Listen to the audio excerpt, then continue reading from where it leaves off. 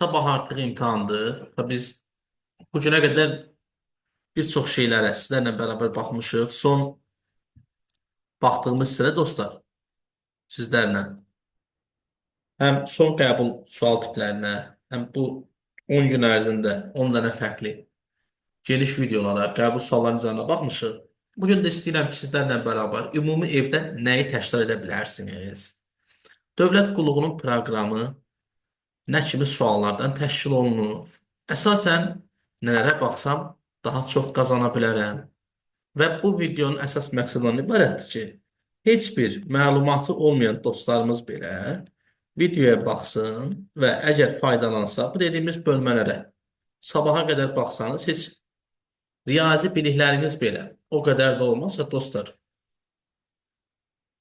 dediyim hissələrə baxsanız sizin üçün ən azı deyirəm 24 düz sual yaza bilərsiniz. Necə 24 sual yazmaq olar?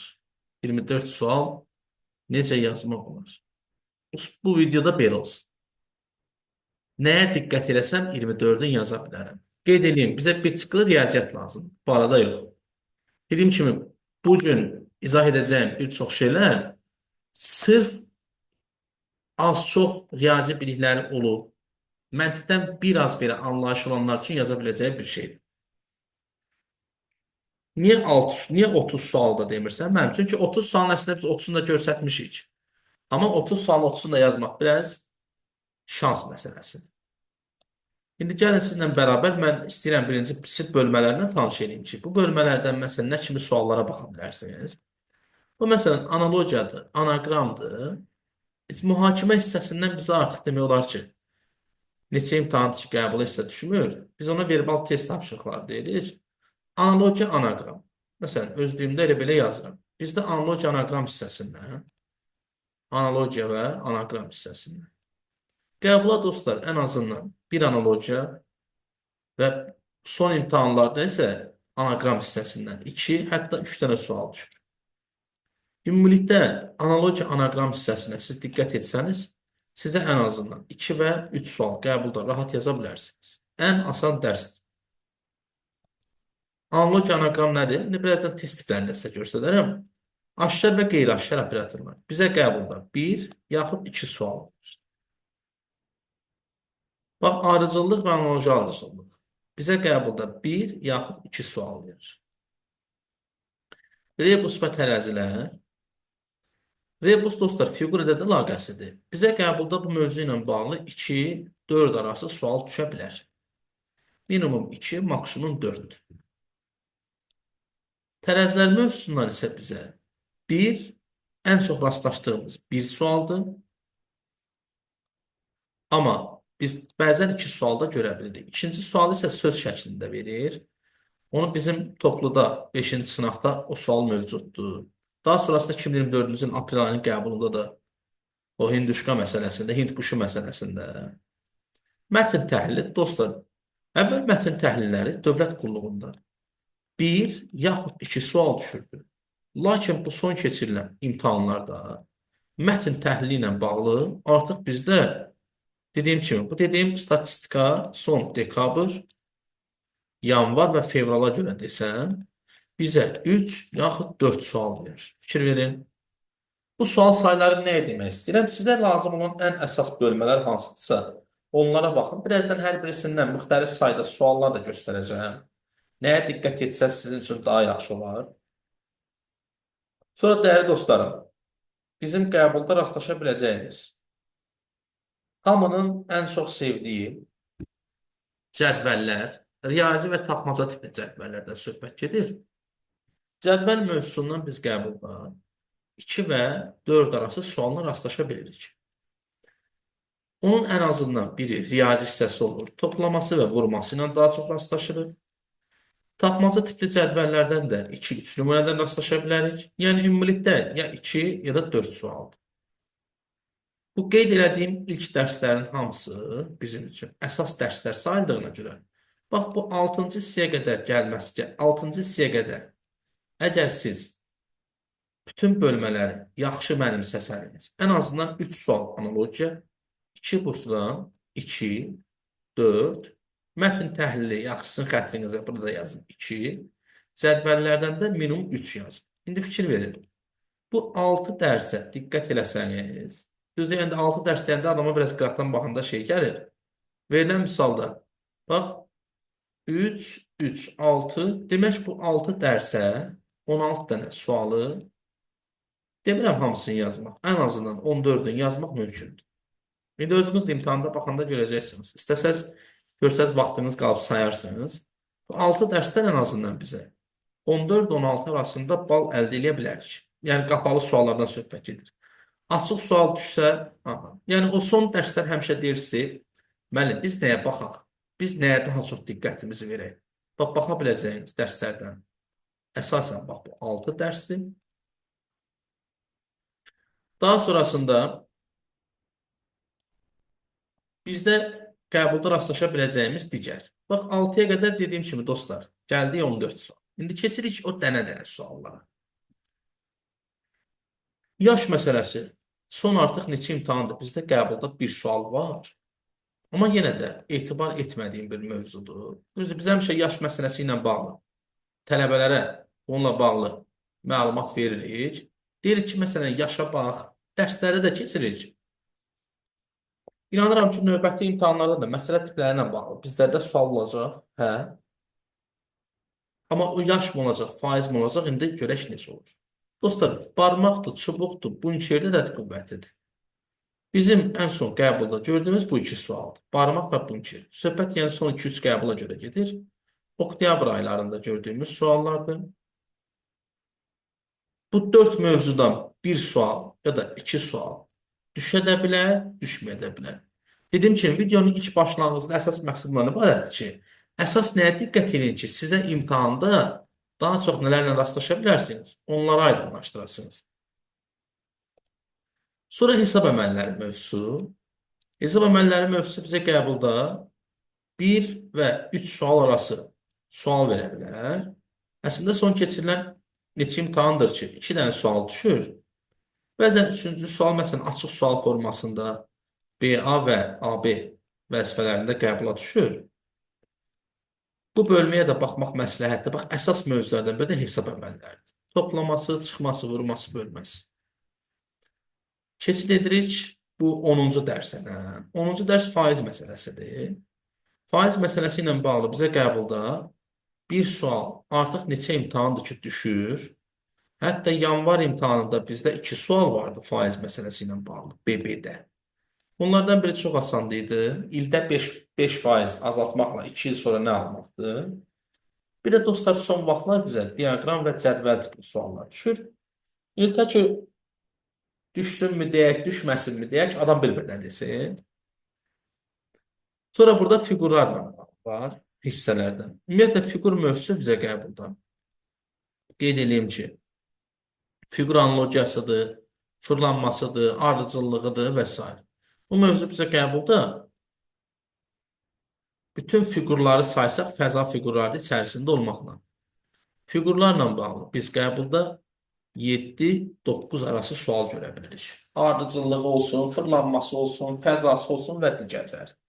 Ona görə fiqurların da hamısını, ən azından özünüz üçün bir 20 dənə sual işləmək istəsəz, 2 dənə kub işləyin, 2 dənə fırlanma işləyin, 2 dənə ardıcıllıq, 2 dənə birləşmə, 2 deformasiya, 2 məsələn fiqur cədvəlləri və bu minvalla davam edə bilərsiniz. Bu Hitori və Kakuro hissəsi. Hitori və Kakuro demək olar ki, artıq bizdə bir nevi standart halına gəlib. Hitori çoxdan da qəbulda rastlaşmırıq, amma Kakuro ilə biz elə bu axırıncı imtahanda rastlaşmışıq. Və Kakuro bizim sanki daimi imtahan yoldaşımızdır. Heç imtahana getməmişdən əvvəl mən artıq biləm ki, Kakuro düşür. Bu imtahan düşə bilərmi? Bəlkə də dostlar, bu imtahan nəsə bir yeni bir oyun ola bilər. Mən elə düşünürəm. Bəlkə də elə deyil. İndi baxacağıq. Yəni, standart oyunlar öz yerində, amma yeni bir oyun rastlaşa bilərsiniz. O oyun nədir? İndi onu hələ ki, görək qarşıdakı dərslərdə necə bilə bilərik. Oyun tiplərindən də daha çoxdur. İndi bunlar dediyim kimi fikir versəniz burada 22 dərsdir proqram. İndi burada hər ay imtahan elədiyinə görə təbii ki, bu 22 dərsim ən azından 3 aylıq bir proqramdır, nə qədər olmasa da. Sonra dostlar var burada elastik kürədir, futoşikidir, bayaq dediyim oyunların içərisində. Ümumiyyətlə bu bizim keçdiyimiz elastik kürə, futoşiki, hitori, kakuro, sınıq xət, xarab saat, saat məsələsi və s. Bu oyunlarla bağlı sizi inandırım ki, elə imtahan var, 2-3 dənə oyun düşür. Biri tutalım kakuro olsun, biri saat məsələsi olsun, biri sınıq xətt olsun. Bəzən isə, məsələn, yanvardakı imtahanda, hə, bir dənə də olsun, oyunla bağlı sual yox idi. Amma fevralda kakao.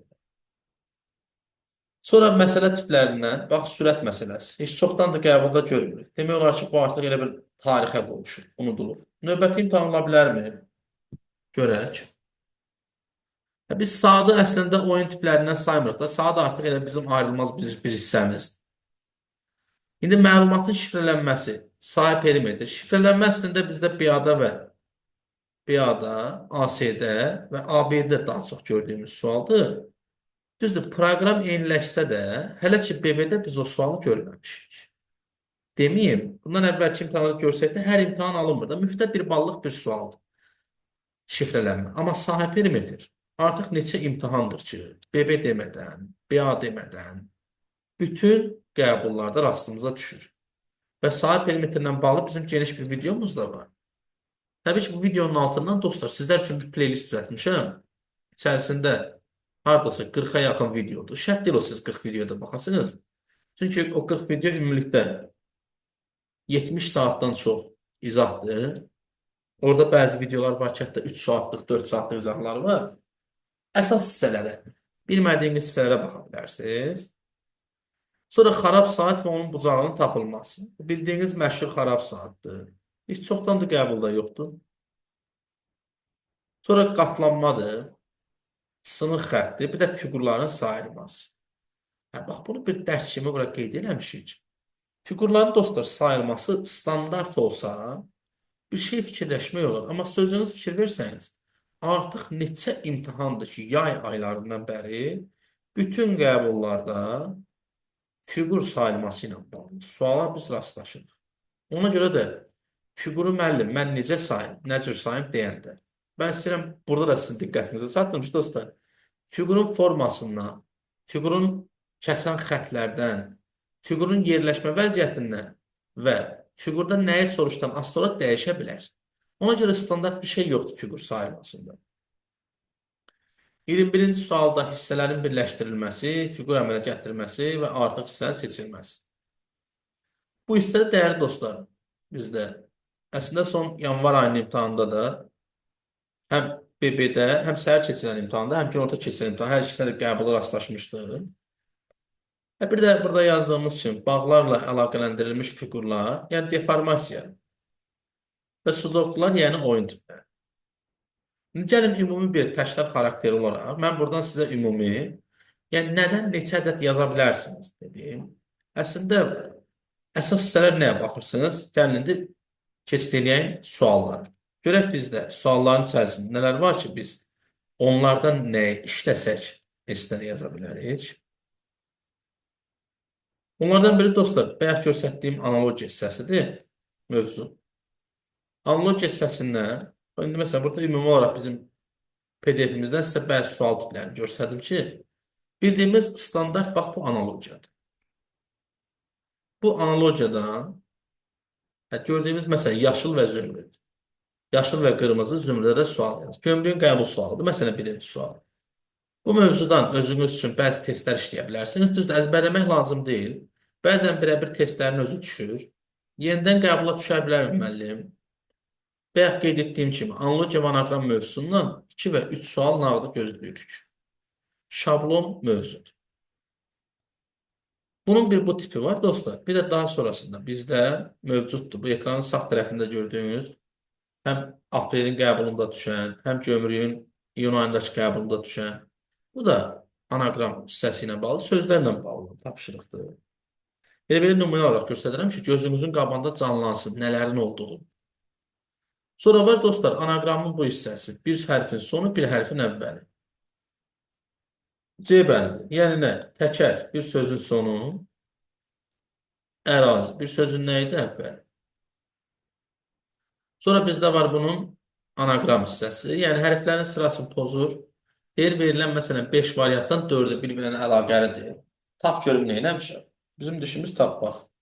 Yəni anaqram hissəsi demək məsələn rəng sarı, yaşıl, mavi, qırmızı. Bu nədir? Bu da idman. Bəs müəllim, bunu necə tapmaq olar?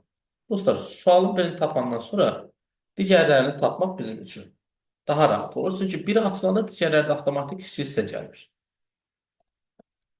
Sonra bunun bizdə digər hissəsi var. Bax, bu il magistrin qəbuluna da artıq düşdü. Bu iki sözdən yeni bir söz almaq sağ tərəfdəki. Düzdür ki, sən imtahan yox idi.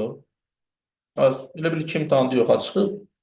Amma yenidən qayıda bilər. Bu da nədir dostlar? İki dənə sözü birləşdirirsən. Londan yaxın. Olur yoxla. Yeni bir söz alırsan. Dediğim ki, məqsəd burada sizlərin yaddaşınızı təzələməkdir. İmtahana yaxın bir gün qalmış, hamının yaddaşı elə bir sıfırlanır. İndi mən o sənin yaddaşını özünə qaytarım ki, sən heç nədən qorxmayasın. Sonra dostlar var bizdə ardıcıllıq mövzusu. Ardıcıllıq nədir? Test tipini görəndə adam istər-istəməz xatırlayır. Bax, deyib, bu yakında gördüyünüz bu sual tipləri ardıcıllıq. Bizdə qeyd edeyim ki, sual tiplərindən biri bizim dostlar suallardan bir ya da iki dənə sualla rastlaşa bilərik. Biri bildiyimiz standart ardıcıllıqdır. Axırıncı keçirilən fevral imtahanının qəbulunda da bununla bağlı bir sual düşmüşdü. Kvadratlarının tərsi idi. Bir həm bunun bu hissəsi var. Bir də bunun dostlar analoji hissəsi var. Necə yəni analoji hissəsi? Bax, deyir birinci ilə özü də şərtdə həmişə yazır. Məsələn, 1 ilə deyir 2-nin arasındakı əlaqəni tam 3 ilə 4-ə yazır. Bəzən olur, dostlarımdan bəziləri mənə belə bir sual verir ki, deyir müəllim, verilən misalda bax bu hissədə 1 ilə 3, müəllim 2 ilə 4 olur. Dostlar öz şərtdə verir. 1 ilə 2, 3 ilə 4. Amma biz demək olar ki, qəbulların hamısında 1 ilə 2 və 3 ilə 4-ün əlaqəsini bizdən soruşduğunu görmüşük. Yəni ardıcıllıq budur. Baxmağınızda fayda varmı? Bəli. Növbəti bir istəyirəm mövzu keçdireyim dostlar. Həmin mövzu bizim üçün adlanır. Bayaq dərsin əvvəlində dediyim kimi aşkar operatordur. Elə belə ekranda gördüyünüz kimi bəzi suallar burada açıq qalır. Videonu dayandırıb özünüz üçün də bəzi suallar edə bilərsiniz. Videonun bu hissəsində və yaxud da ki, sabah evdə neyniyim, nə iş görüm desən, sınaqları işləmirsən, bitib artıq bizim toplumuzu. Bunu edib yaza bilərsin. Bizim əslində dostlar topluda bununla bağlı kifayət qədər 20 dənə sınaq var. Düzdür, əsasən 20 dənə sınaqdır. 600 dənə də sual. Özünü sınamaq istəsən, özünə baxmaq istəsən, görün mən neçə dənə məntiq yaza bilərəm. Təbii ki, vaxt qoyub yazmaq lazım. Nə iş görsənsə gör, vaxt qoy yaz mütləq şəkildə. Yox, ay müəllim, mən 30 dənəsinin 27-sini yazdım. Tutalım. 27 dənəsini 5-5 yazmısan, 3-3 yazmısan, bilmirəm. Sabah ümumilikdə dostlar, bu 20 sınaq olan hissəni 600 sualla. Kimlərdir ki, bizim bu kitab hissəmizi əldə edib, bir də otursun, baxsın, gözünə qəribə görsənən. Ola bilər, insanın diqqətindən yayınır. Gözümə nə qəribə görsənə bilər ki, müəllim. Bu qədər şeylər var ki, dostlar, bir-birindən fərqli. Məsələn, sınağı sağa fırlayırsan, sola fırlayırsan, qəfildən gəlirsən ki, aha, 24-cü sual burada səni gözləyir. Sən deməsən, diqqətindən qaçıb, baxmamısan. Və yaxud da ki, məsələn, 23-cü sual, bunu zəif bilirəm. Ən azından bu sınaq toplusunda hər sualdan bir neçə müxtəlif versiyada yerləşdirilir. Onlara baxmağınız məsləhətdir. Daha sonrasında, məsələn, bayaq qeyd etdiyimiz sahə perimetr. Bir çoxlarınız artıq sahə perimetri ilə tanışsınız. Bizim bu sınaq toplusunda da bununla bağlı kifayət qədər demək olar ki, ən azından 4-5 dənə sınaqda bu sual öz əksini tapır. Sonra ən sonda bu son qəbulda düşən sual hissələrinə də baxacağam ki, məsələn, nə kimi suallar düşmüşdü deyə.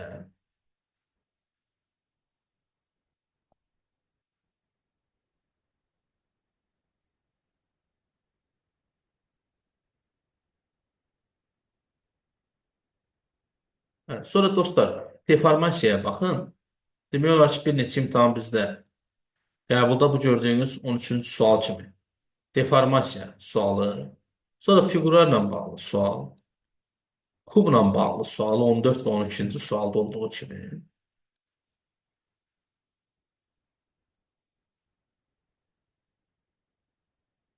Hə, 24-cü sual biz artıq bunu 2 dəfə qəbulda görmüşük.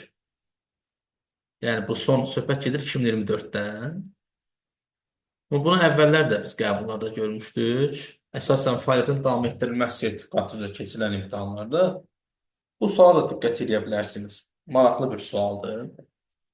O aşağıda yerləşdirəcəyim videolarda hamısında var. Dostlar, hansı video ki daha uzundur. Məsələn, 3 saat, 4 saatlıq video izahlar var ha. Həmin video izahlar özü bu sualların demək olar ki, bir çoxsunun izahı geniş formatda var. Baxın, oradan da faydalanın. Dediyim kimi, bu dərsdə məqsəd nələrsə izah eləmək deyil, sənin yaddaşını təzələməkdir. Zaten son gündür artıq və biz bura qədər nə öyrətmişiksə, nə ki izahlar vermişiksə, bundan sonra da növbəti imtahanlar üçün edəcəyimiz şeylər var. Amma artıq bu imtahan üçün əsas məqsəd sənin yaddaşını təzələmək. Sən artıq bir çox şey bilirsən. Bəli, bilirsən, özünü kiçik görmə. Sadəcə olaraq sənə lazım olan şey yaddaşını təzələmək. Biz də sənin yaddaşını təzələyirik.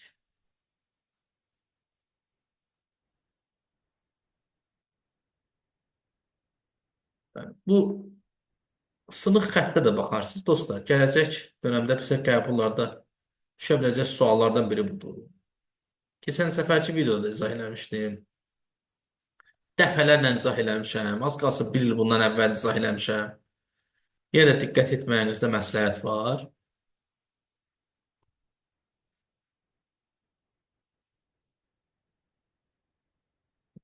Bu sağ tərəfdəki sahə perimetr sualı bu il magistrin qəbuluna da gəlib düşür. Dediyim kimi bu sualların hamısını, bax burada gördüyünüz böyük sualların əksəriyyətini hissi-hissi izah edib yerləşdirmişəm. Diqqətindən yayına bilər. Məqsəd göstərməkdir ki, yaddaşını təzələyək. Cavabları əzbərləməyin, qətiyyən. Əzbərləməyə ehtiyac yoxdur. Əsas yolun başa düşün.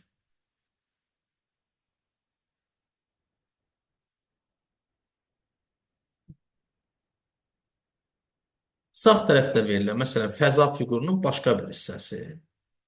İşte bir neçə dəfə qəbulda olub, magistrin qəbulunda dəfələrlə olur. Sonra bölmələrdən, demək, sınaq 9-a qədər bəzi şeyləri göstərdim sizə. Bu son paylaşdığım videoda bir çox şeylərin izahını vermişəm. Elə bu, deyəsən, videonun adı belə olacaq. Mən izahını vermişəm videosudur. Niyə dönə-dönə deyirəm? Dostlar, mən izahını vermişəm. Yəni, ola bilər ki, kimlərsə baxmır. Bəlkə də ilk dəfədir bu videoya baxanlar olacaq. Bəlkə də ilk dəfə dərsi qoşulanlar var. Fikirləşir ki, əşi, bunları harda verirsin? Dostlar, hamısı YouTube kanalı mövcuddur. Girib baxa bilərsiniz. Bir. Hə, bu öyle, hə, bu imtahan məsələn yanvar ayının qəbuluna çıxmış bir neçə dənə sualdır. Biri fiqurdur. Biri bu gördüyünüz fiqur təkrar sualı idi. Təkrar sualı idi. Əhmədin 2 popkorn təkrar sualı idi. Təkrar sual deyil, mənə görə. Və sənə görə, əslində ev tapşırıqlarının içərisində də var bu testlər. Amma tələbənin yadında qalmaya bilər. O da normal.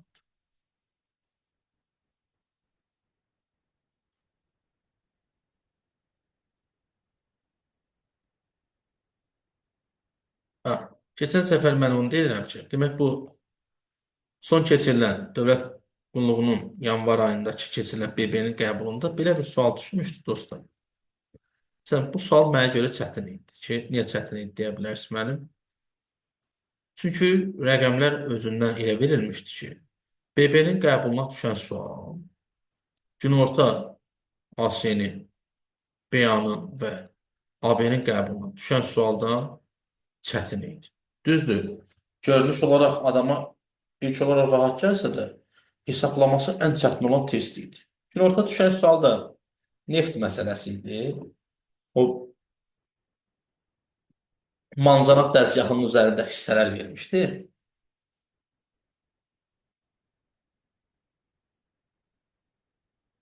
Bu 18-ci sual gələcəyin qəbul suallarından biridir. Elə belə bir diqqət eləyərsiniz. Bunu da 10 dənə sualdır.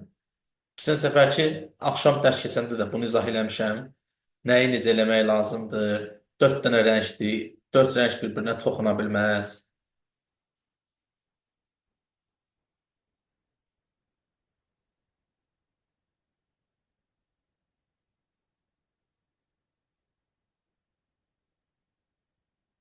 Daha sonra bu kub məsələsidir sağ tərəfdəki. Düzdür, 2 dəfə artıq dövlət qulluğunun rəhbər vəzifənin imtahanına düşüb A vəzifəsinin. Növbəti imtahanlarda yenə biz rastlaşa bilərikmi? Bəlkə də sualın ulduzların yerinə hərflər verəcək, hərflərin yerinə digər hissələr verə bilər. Ona görə də çalışın ki, bu misallara baxanda da oturub çıqqılı-çıqqılı yazasınız.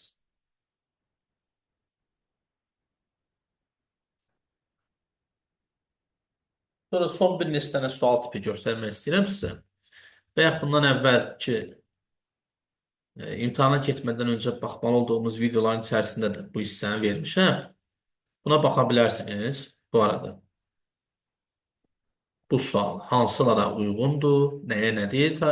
Neçə ayda ancaq bu sual izah edilir ki, dostlar, buna baxın, buna bax. Buna baxın, buna bax. Düzdür, bizdə bir neçə dəfə artıq rəhbər vəzifənin A növü üzrə keçirilən 2024 imtahanlarında olub. Gömrüyün də qəbul sualında vardı bu. Baxmağınızda bir fayda var. Kakuru'da hamı bilir. Rənglərin dəyişməsi, məsələn, bax görürsünüz, fevral ayının qəbul sualıdır. Yəni onun oxşar tipidir. Bizdə sınaqda öz əksini tapıb. 18-ci sınaqda, 17-ci sınaqda. Sonra sizə bu imtahan, axırıncı imtahanda qəbula bir sual düşmüşdü dostlar. Sual tipi olaraq. İstəyirəm onu da sizə göstərim. Hansı sual olduğunu deyəsən 3-cü sınaqdaydı.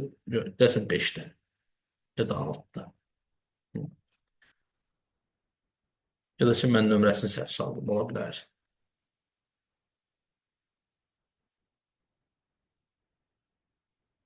Hə, söhbət nədən gedir dostlar? Deyirsən, belə bir sual tipi düşmüşdü sizə. 16-cı sual. Uyğun olan tərəflərə bərabərdir.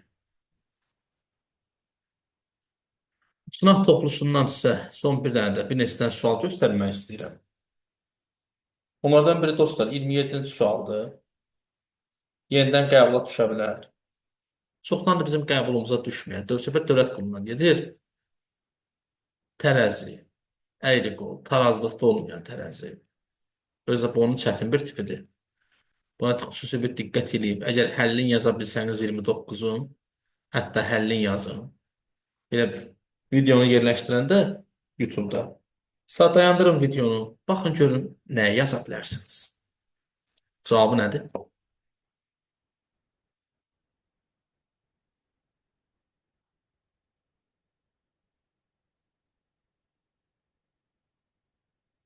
Sonra dostlar bu gördüyünüz 31-ci sualdır ekrandakı. 31-ci sual bizdə gördüyünüz sizə də elə ilk dəfə aprel ayının qəbulunda qəbula düşən sualdır. Bu demin öz test toplusunda vardı 2021-ci ildə.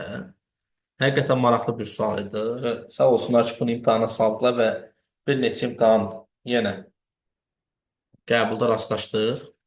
Bu kitab dostlar, yəni bu sınaq toplusu həm də o qədər dəyərlidir ki, içərisində bir-birindən fərqli sual tipləri var. 17-ci sual. Diaqram tipli çalışmışıq ki, hər sual tipindən olsun ki, burada tələbələr üçün daha əlçatan olsun. Sonra 16-cı sual var, sağ tərəfdəki. Bu sual da gələcəyin dövlət orqanları üçün keçirilən imtahanlarının qəbul suallarından biri ola bilər. Bunun da izahı var. Keçən səfər dostlarımızdan biri yazmışdı, müəllim, oxlar tərsinə ola bilərmi? Bu əslində sənə özü deyir, yaxınlaş, sağ tərəfdəki oxdan faydalan. Oxdan faydalanmağını deyir, amma demir, oxun istiqamətində mi get, əksinə mi get?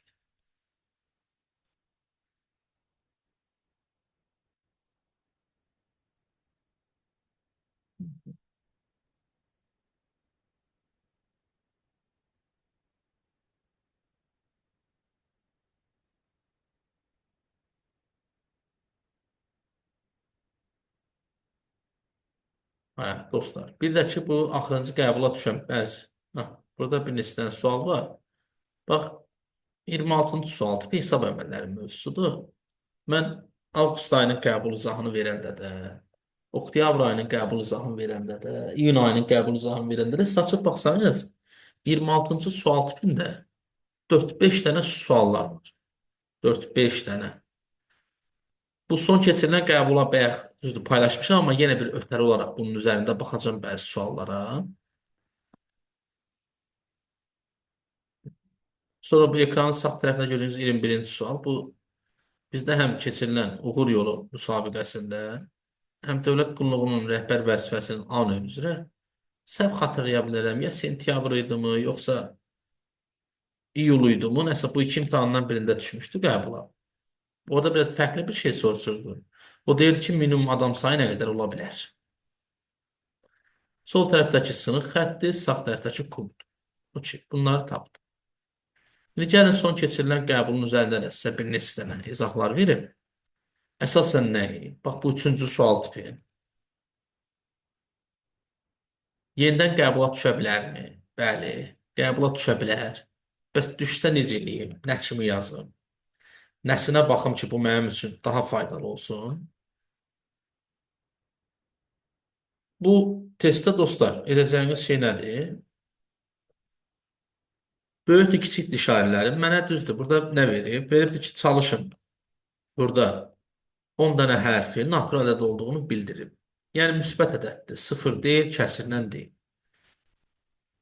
Tam hissələrinə görə, yəni hansı daha kiçiksə tam hissəsi, o birisindən daha böyükdür. Sağ tərəfdəki neft misalı bir daha qəbula düşə bilər. Bu, sırf bu videonun aşağısında elə burada olan 30 neçə dənə sualsa var həllini. Hamısını bir-bir yerləşdirmişəm və baxarsınız. Sol tərəfdəki ikinci sual.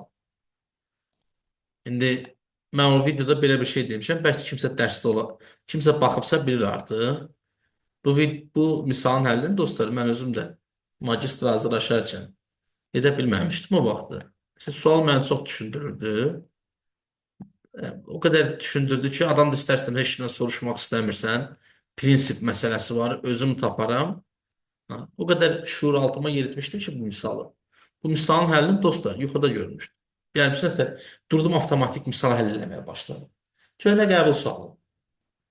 Bu səfər deyəsən qəbula adların nəsə dəyişdirib salmışdılar. Sonra burada verilən hissədə yenə sahə perimetri ilə bağlı olan hissəsi var. Sonra yenə bölməklə bağlıdır. Sahə perimetrin digər hissəsidir. 9-cu sualın geniş formatda izahları var. Özdə bir dənə yox ha, iki dənə də yox. 5-6 dənə fərqli-fərqli videonun içində. Sağa fırlat, sola fırlat. Saat məsələsini artıq bilirik. Və 7-ci sual yaş məsələsi. Bayaqçı o bizim sizə göstərdiyimiz sınaq toplusunda dostlar 12-ci sınaqdır. 12-ci sınağın 30-cu sualıdır. Bayaq o qızlardan biri demişdi, mən bunu belə həll edirik. Avtomatik ona dedim ki, az ilə bax orada 12-ci sınaq 30-cu sual. Gedişat eynidir. Bir buradakı sualdır dostlar. Deyirik, Həsən ilə Məhəmmədin yaşı 86-dır, Həsən Əlinin yaşı 73-dür. Hə, deyir nə etə? Ən balaca fərdi. Və burada da məsələn ad verib, filan kəs tab.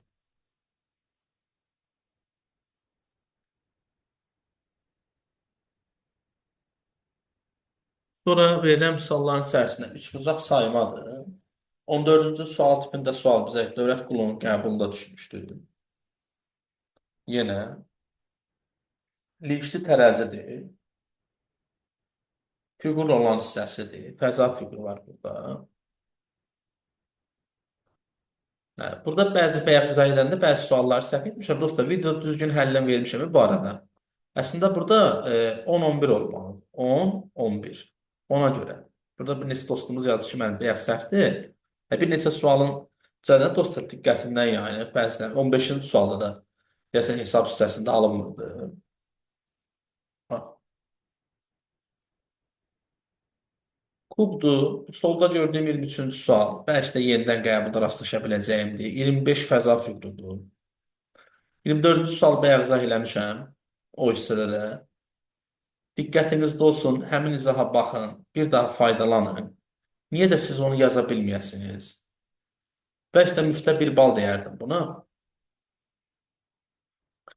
Sonra dəyərli dostlar, sağ tərəfdə yerləşən sualdır. Sol tərəfdəki bayaq göstərdiyim sual tipidir. 31-dir, bu yüksəliş suallarıdır. Sonra gəlir bu sol tərəfdə gördüyümüz sual. Bu son dərsi də birinci səfərdə biz belə bir dərs formasında keçirik. Yəni nə? Heç nə izah etmədən sadəcə olaraq sual göstəririk. Dediyim kimi videonu dayandırıb özünüz də burada olan sualları bir-bir həll edə bilərsiniz. Baxa bilərsiniz. Məsəl üçün nəyi necə edim? Yanaşmaya, videonu dayandırın sonra gedin o birisi bunun izahlarına baxın. Bir dəfə, iki dəfə, üç dəfə baxdığınız zaman sizdə artıq bir fikir formalaşır. Bu dediklərimə diqqət eləsəniz, elə bu hissədə sizə göstərdiklər bir daha gedib özünüz üçün baxsanız, mən sizə tam əmin edirəm ki, siz hər şeyin ən yaxşısını bilərsiniz.